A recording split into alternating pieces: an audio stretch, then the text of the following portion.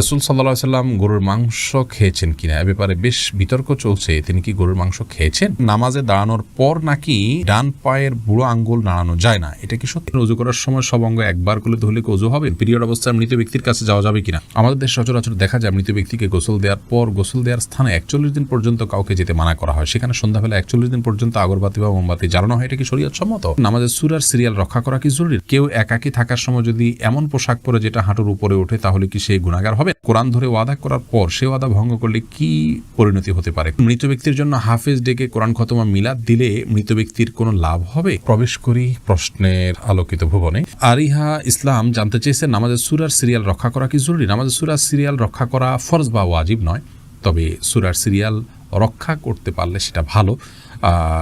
রক্ষা না করে কেউ যদি উল্টা পড়েন, অর্থাৎ প্রথম রাকাতে কথার কথা আলাম তারা পড়লেন, পরের রাকাতে তিনি ওয়াইউল্লাহ পড়লেন, উপরের দিকে গেলেন, তো এটাকে মাকরুহ বলেছেন ফুকাহা একরাম, কিন্তু এতে সালাত হয়ে যাবে। রোশনার খাতুন জানতে চেয়েছেন, মৃত ব্যক্তির জন্য হাফেজ ডেকে কোরআন খতমা মিলাদ দিলে মৃত ব্যক্তির কোনো লাভ হবে?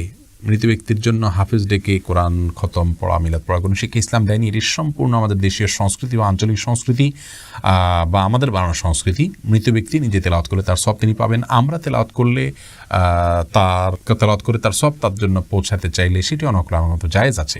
এসেছ রুবেল, আপনি জানতে চেয়েছেন আইডি থেকে, নামাজে দাঁড়ানোর পর নাকি ডান পায়ের বুড়ো আঙ্গুল নাড়ানো যায় না, এটা কি সত্য? না, এরকম কোনো কথা আমাদের জানা নেই, প্রয়োজন হলে নাড়ানো যেতে পারে। আব্দুল হাই সিদ্দিক জানতে চেয়েছেন, কেউ একাকী থাকার সময় যদি এমন পোশাক পরে যেটা হাঁটুর উপরে ওঠে তাহলে কি সে গুনাহগার হবেন? না, একাকী থাকলে তার হাঁটুর উপরে কাপড় উঠলে গুনাহগার হবেন না। তানজিনা বেগম জানতেছেন, কোরআন ধরে ওয়াদা করার পর সে ওয়াদা ভঙ্গ করলে কি পরিণতি হতে পারে? কোরআন ধরে ওয়াদা করা এটা ওয়াদা করার পদ্ধতি নয়, ওয়াদা এমনিই হবে। আল্লাহর নামে শপথ করতে চাইলে মুখে বলবেন আল্লাহর নামে আমি শপথ করছি, এটা হলো শপথের সঠিক পদ্ধতি। মুজাহিদ হোসেন জানিয়েছেন, ওযু করার সময় সব অঙ্গ একবার করলে ধুলে কি ওযু হবে? ওযু হয়ে যাবে, 3 বার করে ধোয়াটা সুন্নাত। আশরাফুল হক শুভ, আপনি জানতে চেয়েছেন, আমাদের দেশে সচরাচর দেখা যায় মৃত ব্যক্তিকে গোসল দেওয়ার পর গোসল দেওয়ার স্থানে 41 দিন পর্যন্ত কাউকে যেতে মানা করা হয়। সেখানে সন্ধ্যাবেলা 41 দিন পর্যন্ত আগরবাতি বা মোমবাতি জ্বালানো হয়। এটা কি শরীয়ত সম্মত? কোনো জায়গায় মৃত ব্যক্তিকে গোসল দেওয়া হলে সেখানে এই প্রথাটি আমাদের সমাজে অনেক ক্ষেত্রেই প্রচলিত আছে যে আগরবাতি বা মোমবাতি ইত্যাদি সেখানে আপনার জ্বালানো হয় এবং সন্ধ্যাবেলা 41 দিন পর্যন্ত এই কাজটি করা হয়। কেউ সেখানে যেতে চায় না, যেতে চাইলে নিষেধ করা হয়। এটি সম্পূর্ণ কুসংস্কার এবং এ ধরনের বিশ্বাসগুলো শিরকি বিশ্বাস, কুসংস্কারচ্ছন্ন বিশ্বাস। এর বেশিরভাগই এসছে হিন্দু সমাজ থেকে।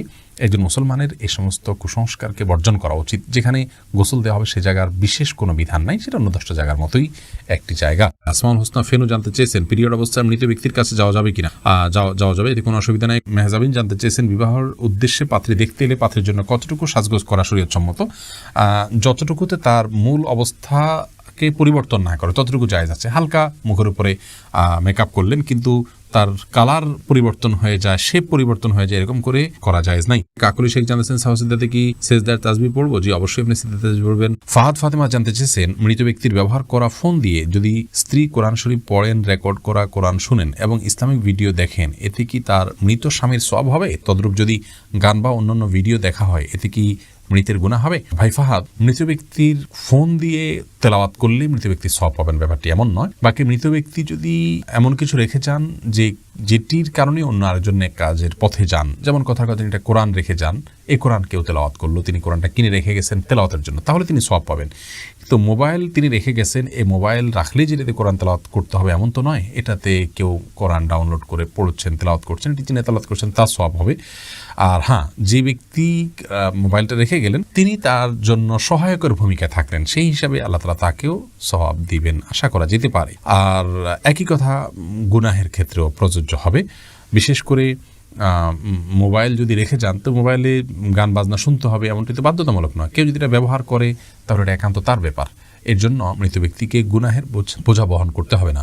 জাহিদ, আপনি জানতে চেয়েছেন, রাসূল সাল্লাল্লাহু আলাইহি সাল্লাম গরুর মাংস খেয়েছেন কিনা এ ব্যাপারে বেশ বিতর্ক চলছে, তিনি কি গরুর মাংস খেয়েছেন? ভাই জাহিদ, প্রথম কথা হলো গরুর গোশত এটি হালাল হওয়ার জন্য রাসূল আকরাম সাল্লাল্লাহু আলাইহি সাল্লামের খাওয়া শর্ত নয়। তিনি কোনো কিছু না খেলেই সেটি হারাম হয়ে যাবে, ব্যাপারটি এমন নয়। আল্লাহ রাব্বুল আলামিন কোরআনে হাকীমের একাধিক আয়াতে গরুর গোশত হালাল হওয়ার বিষয় ইঙ্গিত দিয়েছেন।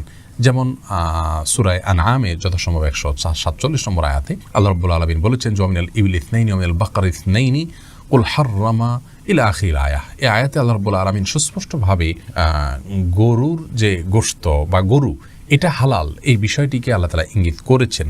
গরুর যে আপনার জাকাত কালেকশনের নির্দেশ আল্লাহ তাআলা দিয়েছেন, সেটি কেন, যদি সেটি হারামই হয় তার গোশত। এক্ষেত্রে একটি হাদিসের কথা আমরা অনেকে শুনে থাকি এবং বিভিন্ন হাদিসের কিতাবে একটা হাদিস বর্ণিত হয়েছে যে গরুর গোশতের মধ্যে রোগ আছে, ফি লাহমিহি দাওয়া দা ও ফি লাবানিহি দাওয়া, গরুর দুধের মধ্যে শেফা বা আরোগ্য রয়েছে, কিন্তু গোশতের মধ্যে অসুস্থতা রয়েছে। এরকম একটি হাদিস পাওয়া যায়। এই হাদিসকে মুহাদ্দিসদের অনেকে সহিহ বলেছেন, আলবানী রাহিমাহুল্লাহ সহিহ বলেছেন, কিন্তু অনেক মুহাদ্দিসিন ইকরাম এটিকে দাঈফ মুনকার বলেছেন। শেখ ইবনে উসাইমিন রাহিমাহুল্লাহকে এক প্রশ্ন করার তিনি এটাকে জাল বলেছেন, যে এটা মাকজুব, নবী করিম সাল্লাল্লাহু আলাইহি ওয়াসাল্লামের প্রতি এটা মিথ্যাচারের শামিল। কারণ হলো যে আল্লাহ রাব্বুল আলামিন যে পশুকে হালাল করেছেন আমাদের জন্য, কোরআনে কারিমে বিভিন্ন আয়াতে তার ইঙ্গিত পাওয়া যায়, এবং যাকাত যে নিতে বলা হয়েছে গরুর, সেটি গরুর তো এটা বাহন হিসেবে আল্লাহ তাআলা রাখেননি। অতএব এটি যদি খাওয়া হারাম হতো তাহলে আল্লাহ রাব্বুল আলামিন সেটিকে আমাদের জন্য যাকাত যোগ্য সম্পদের মধ্যে গণ্য করতেন না, এবং কোরআনে কারিমে আয়াতে সেই ইঙ্গিত আল্লাহ তাআলা দিতেন না। অতএব এখান থেকে বোঝা যায় যে একটা উপকারী অনুপকারী জিনিসকে আল্লাহ তাআলা আমাদের জন্য হারাম করতেন না। তো যাই হোক, গরুর গোশত খাওয়া হালাল, এতে পৃথিবীর কোনো আলেমের দ্বিমত আছে বলে আমাদের জানা নেই, সবাই একমত। হ্যাঁ, এই হাদিসকে যারা সহিহ বলেন সে সমস্ত ওলামায়ে কেরাম আবার এটা ব্যাখ্যাও করেন যে আসলে এর মাধ্যমে নবী সাল্লাল্লাহু আলাইহি ওয়াসাল্লামের উদ্দেশ্য ছিল যে হেজাজ বা খুব বেশি গরমের এলাকায় গরুর গোশতটা মানুষের শরীরের সাথে খুব একটা যায় না, সেই জন্য সেখানের জন্য তিনি এটি বলেছেন। এটা সাধারণ বা স্বাভাবিকভাবে সব জায়গার জন্য, সকলের জন্য বলেননি। এরকম একটা ব্যাখ্যা অনেক ওলামায়ে কেরাম করে থাকেন। যাই হোক, এখন আসি মূল বিষয়, নবী সাল্লাল্লাহু আলাইহি ওয়াসাল্লাম গরুর গোশত খেয়েছেন কিনা। এই বিষয়ে সরাসরি উনি খেয়েছেন এরকম কোনো রিওয়ায়াত আমার জানা নেই, তবে বুখারী মুসলিমের একটি বর্ণনা আছে, যে এই বর্ণনা থেকে বোঝা যায় নবী সাল্লাল্লাহু আলাইহি ওয়াসাল্লাম সিরার নামক একটি জায়গায় এসেছেন। সেখানে আসার পর সাহাবায়ে কেরামদেরকে গরু জবের নির্দেশ করেছেন, ফা আকালু মিনহা, হাদিসের ভাষ্য হলো অতঃপর তারা সেখান থেকে খেয়েছেন।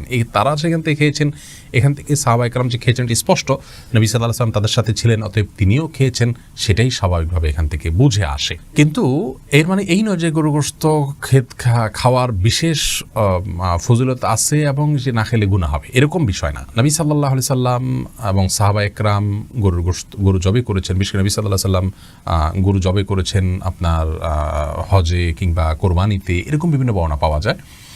আমাদের ভারতে যে সমস্ত ভাইয়েরা বসবাস করছেন, আমি বিশেষ করে তাদেরকে বলবো, অনেকে আমাদেরকে দেখছেন ভারত থেকে, আমাদের অনেক দর্শকরা দেখে থাকেন এই অনুষ্ঠান, তাদেরকে আমরা বলবো যে আপনাদের এলাকাগুলোতে যেখানে গরুর গোশত খেতে গেলে, গরু জবে করলে, গোশত সংরক্ষণ করতে গেলে আপনারা জীবন হুমকির মধ্যে পড়ে যায়, এরকম পরিস্থিতিতে আপনারা গোশত খাওয়ার জন্য, গরু গোশত খাওয়ার জন্য কষ্ট করতে যাবেন না। অনেকে মনে করে গরু গোশত না খেলে বোধহয় পাক্কা মুসলমান হওয়া যায় না, এটা খুব অল্প সংখ্যক মানুষ মনে করেন। তো এটি আমাদের ভুল ধারণা। গরু গোশত খাওয়ার জন্য আপনার জীবনকে হুমকির মধ্যে ফেলে দেওয়া এটা কোনো অবস্থাতে উচিত নয়। আপনাকে হালাল জিনিস খেতে যদি বাধা দেয় কেউ, জুলুম এবং আপনার প্রতি নিপীড়নমূলক আচরণ করে, তাহলে সেক্ষেত্রে আপনার জীবন রক্ষার জন্য, জীবন নিরাপত্তার জন্য আপনি এটি পরিহার করলে সেটি আপনার জন্য সম্পূর্ণ জায়েজ।